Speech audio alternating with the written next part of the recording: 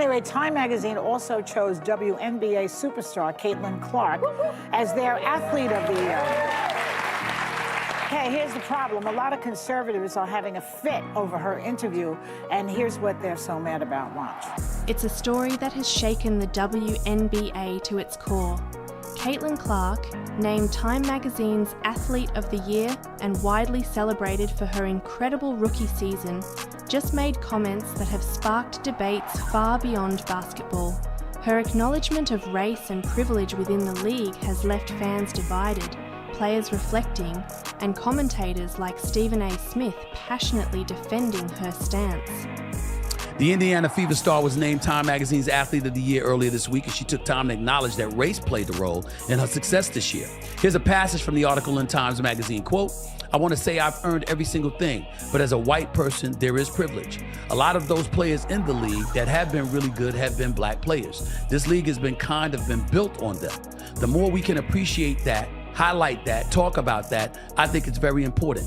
I have to continue to try to change that. The more we can elevate black women, that's going to be a beautiful thing," end quote. You see why I had no problem with her being Time's Athlete of the Year? You see why I said that she should have been on Team USA? You see why I had to go off on the likes of Cheryl Swoops and others who were clearly distant and dismissive of her? But here's the kicker. Those comments might redefine how the league sees itself and its future. Stay with us, because by the end of this video, we'll reveal the shocking truth about what's happening behind the scenes and how Caitlin Clark's actions are forcing everyone to reevaluate their perspectives.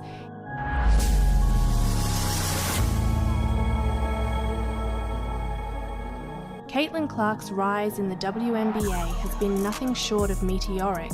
Coming off a historic college career at Iowa, she entered the league as the most anticipated rookie in years. But the buzz around Clark wasn't just about her stats, it was about what she represented. For decades, the WNBA has been a league largely driven by black women. Legends like Lisa Leslie, Cheryl Swoops, and Tamika Catchings built its foundation.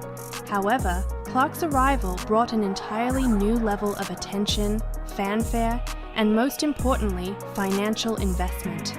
In her first few weeks, the Indiana Fever saw ticket sales skyrocket. Games were moved to primetime slots on ESPN and ABC. Even longtime fans had to admit Clark's presence was making waves.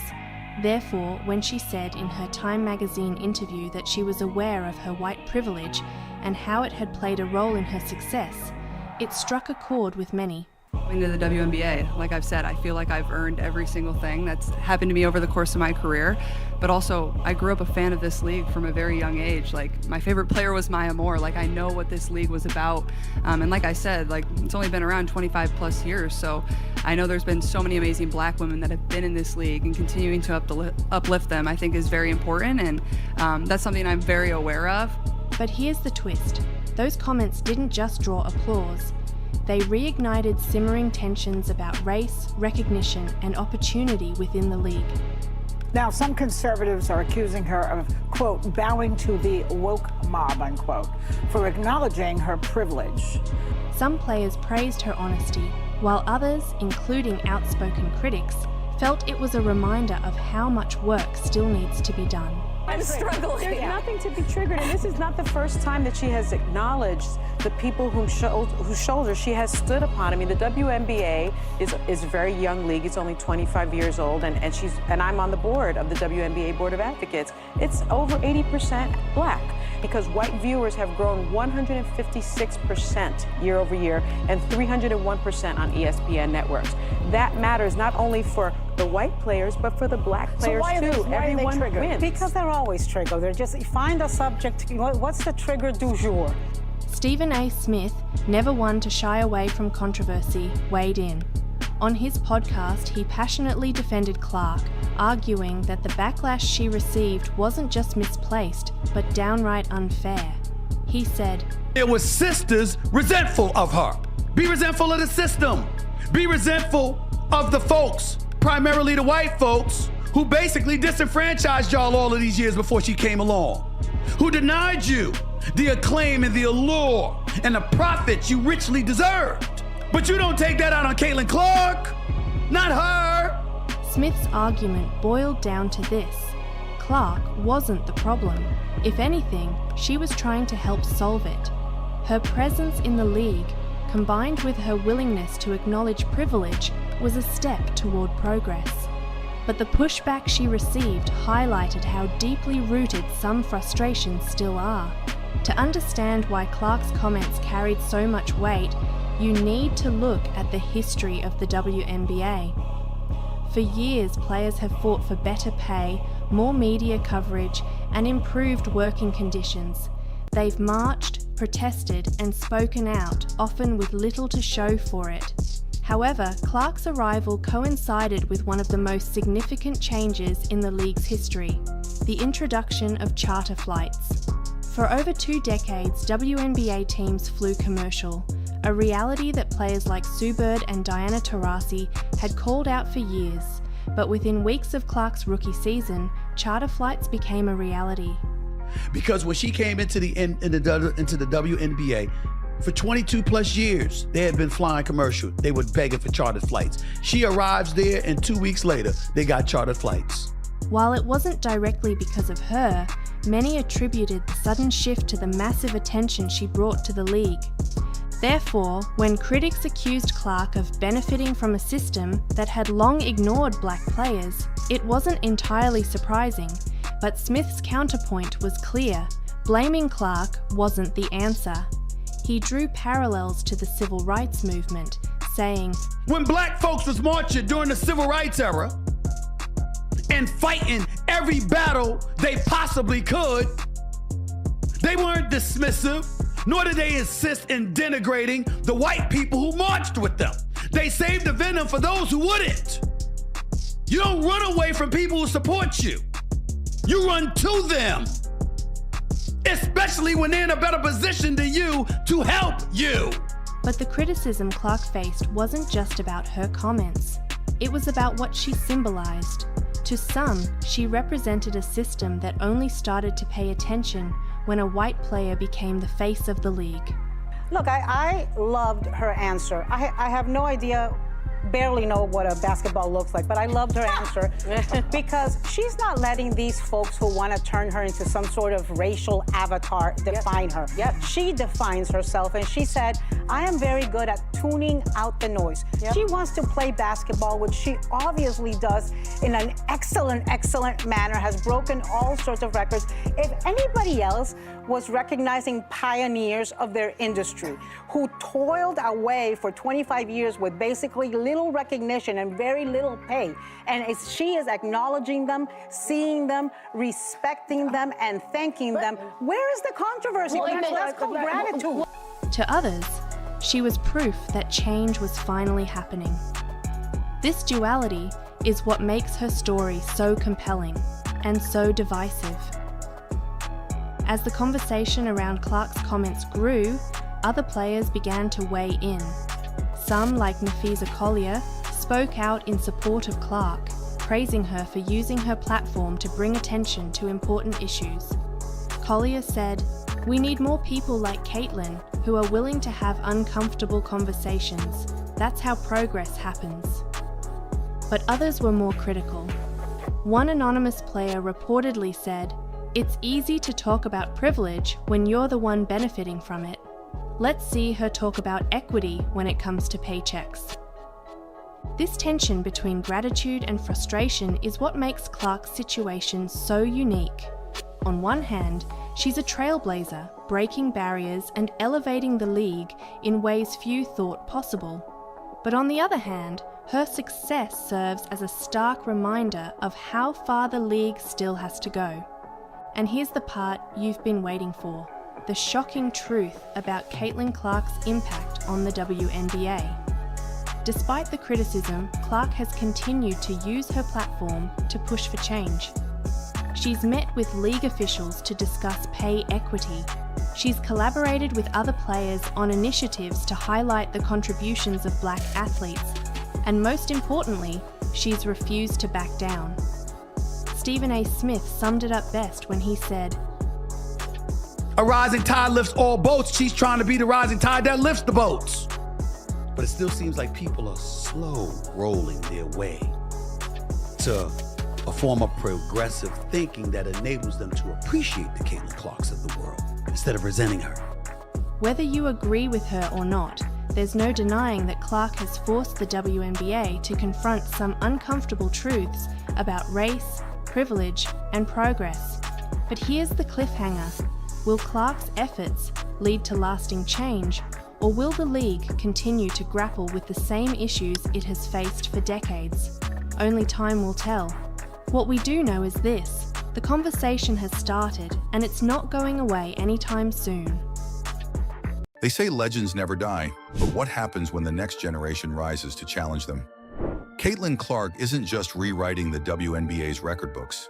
She's redefining the very foundation built by icons like Sheryl Swoopes. But here's the kicker. This isn't just about stats or accolades. This is personal. With every clutch three-pointer and every jaw-dropping assist, Clark is making her mark on the legacy of a Hall of Famer.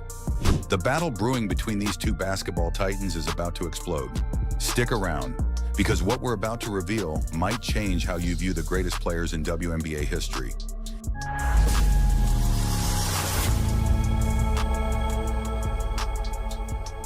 Sheryl Swoopes is a name that commands respect in women's basketball. A three-time WNBA MVP, four-time champion, and one of the original faces of the league, Swoopes set a standard of excellence that seemed untouchable. Her defensive tenacity, leadership, and ability to dominate on both ends of the court made her a living legend. For years, no one came close to threatening her legacy until now. Caitlin Clark entered the WNBA with a storm of hype, and she has lived up to every bit of it. But Clark isn't just chasing records. She's redefining what it means to be a superstar in this league. Clark's rookie season was nothing short of spectacular. From breaking scoring records to becoming a viral sensation for her no-look passes and half-court shots, she's a marketing dream and a nightmare for her opponents. The WNBA has never seen a player quite like her, and fans can't get enough. What makes this rivalry with Swoopes so compelling is the generational clash it represents. Swoopes recently made comments that many interpreted as a subtle jab at Clark, questioning whether her flashy style is beneficial for the game. Basketball isn't just about scoring, Swoopes said in a controversial interview. It's about defense, teamwork, and fundamentals, things this new generation seems to forget. Clark didn't hold back when asked about Swoopes' remarks. In a post-game press conference, she responded confidently, "I've got nothing but respect for Sheryl and what she did for the game. But let's be real, this is a new era. Fans don't come to see fundamentals, they come to see the game evolve, and I'm here to evolve it." Social media exploded as fans took sides, with some defending Swoopes' old-school mentality and others rallying behind Clark's modern, electrifying approach. The debate quickly turned into a full-blown rivalry, even though these two have never shared the court. Let's break down the numbers. Sheryl Swoopes' career scoring average, 15.0 points per game. 4 WNBA titles, 3 Defensive Player of the Year awards. Caitlin Clark, rookie year. Scoring average, 27.8 points per game. 8.9 assists per game. Multiple 50-point games. Clark's offensive output is already impressive, but critics argue that her defense doesn't compare to Swoopes' lockdown ability. However, Clark's fans contend that the modern game prioritizes offensive versatility, and Clark embodies that as an ultimate weapon. This rivalry isn't just about basketball, it's a cultural clash between two eras. Swoopes represents the pioneers who fought to establish the WNBA and pave the way for players like Clark. She embodies hard work, grit, and humility. Meanwhile, Clark symbolizes the new wave, players who embrace the spotlight, leverage social media, and bring a level of entertainment that transcends the game itself. This has sparked deeper conversations about how the WNBA is evolving. Some argue that players like Clark are exactly what the league needs to grow, while others fear that the sport's fundamentals are being overshadowed by individualism and flashiness. The tension between Clark and Swoopes reached a boiling point when both were announced as keynote speakers for an upcoming WNBA Legends and Rising Stars event. Insiders claim that both women are preparing to address the controversy head-on during the panel discussion. Leaked reports suggest that Clark plans to highlight her contributions to growing the league's viewership and engagement, while Swoops will defend the importance of respecting the game's roots. Fans are already speculating that this could turn into one of the most heated public debates in WNBA history. For Clark, this isn't just about proving her worth. It's about cementing her place as the future face of women's basketball. Every record she breaks and every highlight she creates chips away at the pedestal Swoops has stood on for decades. For Swoops, this is about legacy. She has already seen some of her records fall, and Clark is on pace to take even more. But the real battle is over respect. Swoops has hinted that she feels the new generation doesn't fully appreciate what players like her sacrifice to build the league. So where does this all lead? Will Caitlin Clark's dominance completely overshadow Sheryl Swoopes' legacy? Or will the basketball icon find a way to remind everyone why she remains a standard for greatness? The stage is set, the players are ready, and the stakes couldn't be higher. One thing's for sure, this isn't just a battle for stats. It's a battle for the soul of the WNBA. When a rookie takes on a coaching legend, the results can be groundbreaking or explosive. Caitlin Clark isn't just the WNBA's hottest young star. She's rewriting the rules of the game. But Cheryl Reeve, a four-time WNBA champion coach, isn't going down quietly. Their rivalry has turned into a heated chess match, with Reeve questioning Clark's style and Clark silencing critics with her performance. Now the tension has reached a boiling point. Is this the moment Caitlin Clark ends Reeve's reign for good? You're about to find out. Cheryl Reeve has long been one of the WNBA's most respected figures.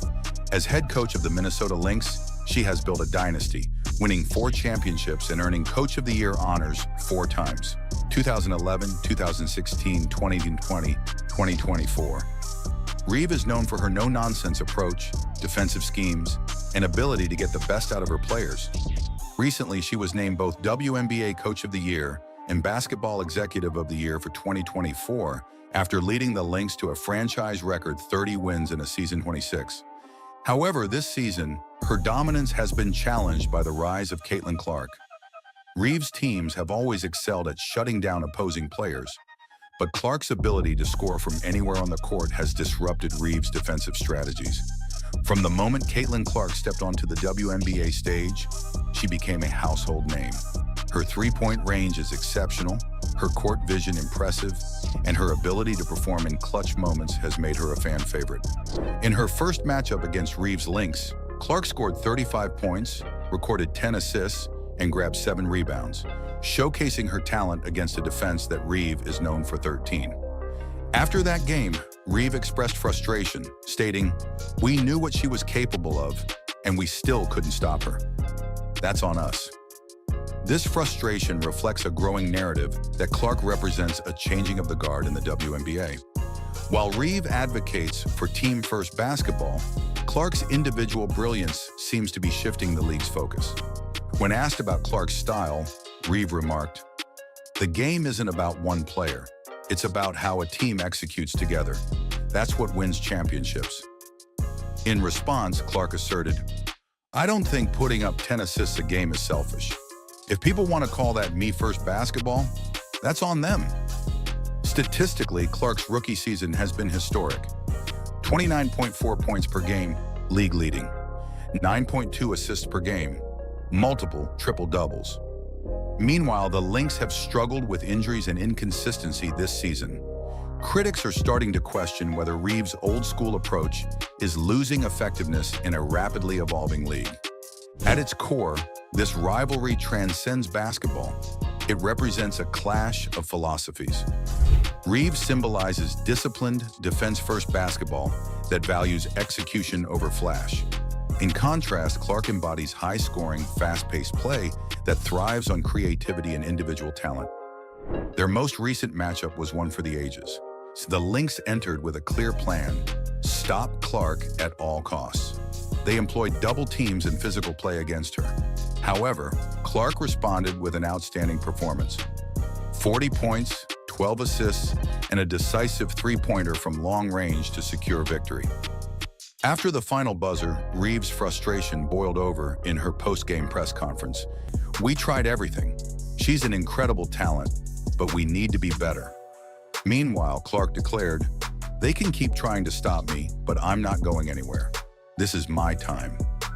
This rivalry has become personal with higher stakes than ever. For Reeve, it's about proving that her system still works in an evolving league. For Clark, it's about solidifying her status as the face of the WNBA. Rumors are swirling that their next matchup could impact playoff positioning significantly. Beyond their personal rivalry, this battle highlights a larger shift in the WNBA landscape. Players like Clark are bringing unprecedented attention and viewership to the league. However, traditionalists worry that an emphasis on individual stars may overshadow team-oriented play.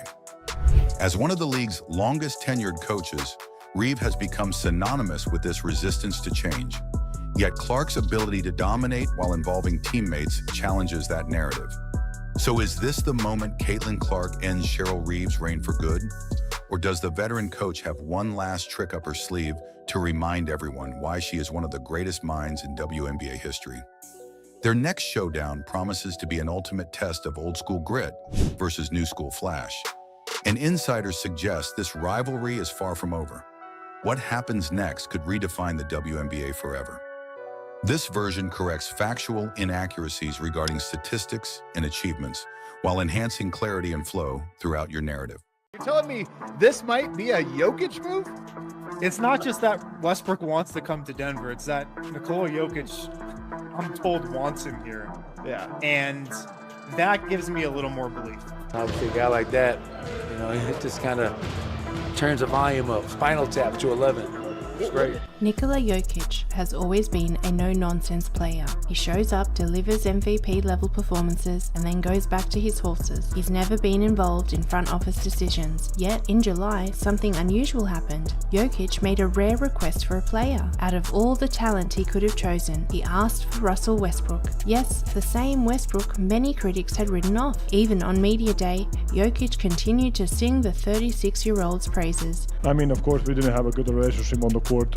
We were fighting a lot and talking back and forth, but I know who he is a little bit outside of the court. So great teammate, vocal leadership, the guy who want to listen, the guy who want to follow in the gym. So I think he's a great player for us, and I think he's going to bring us all the good stuff. After 9 wins and glimpses of the old dangerous Russ, it's becoming clear why Jokic pushed for Westbrook. Coach Michael Malone summoned it up best. Obviously, a guy like that, it just kind of turns the volume up. Spinal Tap to 11.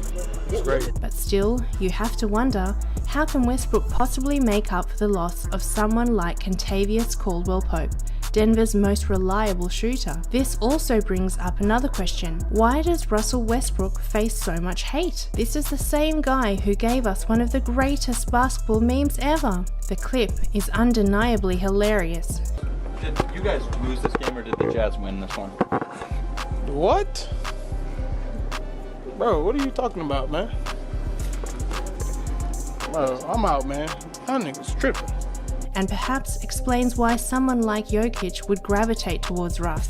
But humor aside, the disrespect Westbrook receives is baffling. This is a former MVP and the undisputed king of triple-doubles. In fact, the only player with a realistic chance of surpassing his triple-double record is none other than Jokic himself. However, age hasn't been kind with Westbrook. His speed has diminished, his three-point shooting has plummeted below 30%, and teams have struggled to accommodate his ball-dominant style. Critics have been quick to label him as washed, unplayable, and incompatible with modern basketball. His turbulent stint with the Lakers, where he was unfairly scapegoated, only fueled these doubts. Even a brief resurgence with the Clippers wasn't enough to silence the naysayers. Many believed Westbrook's career was nearing its end. Then came Nikola Jokic, advocating for Denver to sign him. That endorsement changed everything. Suddenly, people began to believe again. You're telling me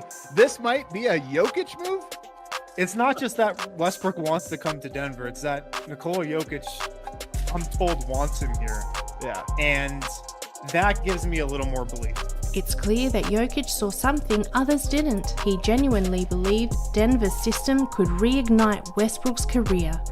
But could it? Over the years, the Nuggets have relied heavily on Jokic and Jamal Murray and Caldwell Pope, stretching the floor as their primary three-point threat. After trading Pope, it seemed obvious that Denver needed another shooter to fill that void. In fact, following the loss of OKC, Jokic himself lamented the lack of consistent shooting. Actually, we were not there. Neither team didn't shoot the ball really well. On paper, Westbrook doesn't seem like the answer. With a career three-point shooting average of just 30.5%, he's hardly the sharp shooter Denver needed. At 36, his declining athleticism also limits his ability to dominate games like he used to. Defenders often sag off him, daring him to shoot, and his ball-dominant style raised concerns about disrupting Denver's fluid, team-orientated offense. But surprisingly, none of these issues have materialized. What Westbrook lacks in shooting, he more than makes up for with his relentless leadership and intensity. He's a tireless competitor who leaves everything on the court, an invaluable quality for the team. The Nuggets have found a way to capitalize on everything Russell Westbrook brings to the table. His energy and intensity aren't just admirable, they're contagious. That's every day, and that's what you admire and respect about it, Vic, because that's just how he's wired. And I love it, man. Those are the intangibles, and he pushed his guys in front of him. He pushes his guys on his team, the team he's competing against. Those intangibles are priceless. Westbrook's pace and passion have undeniably brought a spark to Denver, reshaping the team dynamic in ways no one fully anticipated. When he first arrived, the biggest question was whether he could minimize his weaknesses and lean into his strengths. So far, the answer has been a resonating yes. Offensively, Westbrook has displayed flashes of synergy with Jokic, averaging 18 points and 6 assists on 50% shooting when they share the court. At the time of this writing, the Nuggets are undefeated when Westbrook dishes out 10 or more assists in a game. Perhaps the most surprising stat is his three-point percentage, which has been higher than Klay Thompson's so far this season. This isn't just a fluke. It shows that when Russ plays in rhythm and within the system, he can adapt his game to both his age and the demands of modern basketball. But where Westbrook has truly stood out is on the defensive end. He's been making clutch plays and key stops, proving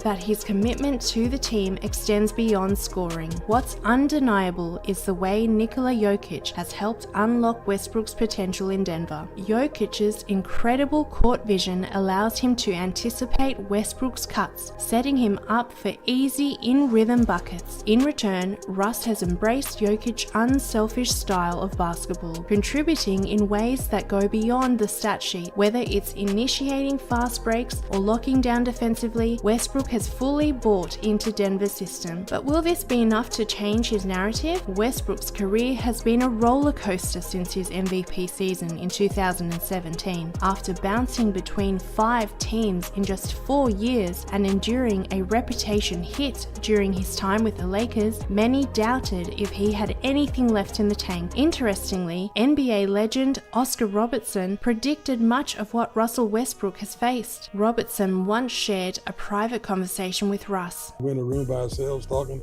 I said, I'm happy for you, but man, I said, they're going to turn on you. Wow, you told him that? Yeah. I remember seeing him in the locker room. When Russell walked in, he was in the locker room waiting on him. I seen that. Yeah. I said, they're going to turn on you because they're going to expect you to do this every night. Yeah. Mm-hmm. And even if you do it, you don't win, they're going to blame you. Despite all the criticism surrounding Westbrook, Nikola Jokic saw something others missed. Jokic recognized a player who still had the drive and skills to contribute at the highest level. Westbrook's revenge game against the Lakers highlighted exactly why Jokic pushed for him. On key plays, Jokic's court vision didn't just give Russ confidence, it created so much space that Russ didn't have to force contested shots. Instead, he thrived in situations tailored to his strengths. But can this duo take the Nuggets all the way to another championship? Westbrook's arrival hasn't just added energy to Denver's rotation, it's proven he can still make a significant impact when paired with an unselfish star like Jokic. Traits that you... Yeah, I think it's honestly I don't think it's a comparison. I think he's, as we all know, he sits in a kind of category of his own. He's so unique in the sense of he's so unselfish, and he loves to be able to make the game easy for his teammates, and he's done that. And Westbrook's speed and court awareness have complemented Jokic's ability to pick apart defenses. Russ has excelled as a cutter and secondary playmaker, with Jokic consistently rewarding his energy with precision passes. This synergy has been critical for maintaining Denver's offensive efficiency, especially with injuries to key players like Jamal Murray and Aaron Gordon. Westbrook's improved shot selection and the open looks Jokic creates have also contributed to his increased consistency. Add to that his defensive resurgence, highlighted by critical plays where he's outmaneuvered opponents, and it's clear Russ still has the ability to make game-changing plays on both ends of the floor. However, the real test lies ahead. When Jamal Murray returns to the lineup, Westbrook will likely shift into a reduced role, primarily anchoring the second unit.